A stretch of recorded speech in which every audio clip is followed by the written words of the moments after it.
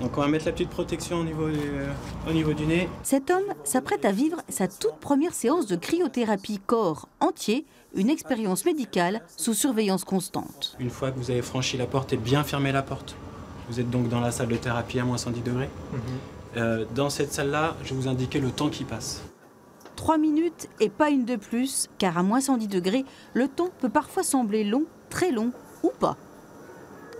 Oui, c'est froid, mais c'est surmontable pour tout le monde, quoi, je pense. J'ai déjà eu le sentiment d'avoir eu plus froid en extérieur qu'à l'intérieur.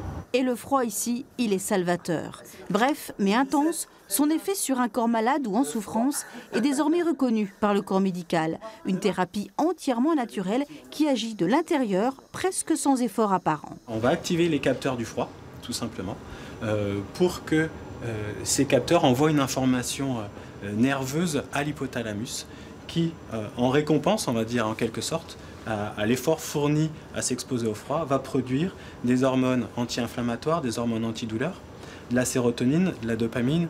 Et donc tout ce cocktail-là permet à l'organisme de diminuer de façon naturelle les inflammations et les douleurs. Résultat, un soulagement rapide sur des pathologies douloureuses, chroniques, comme celle de cette patiente venue de Loire-Atlantique sur les conseils de son médecin.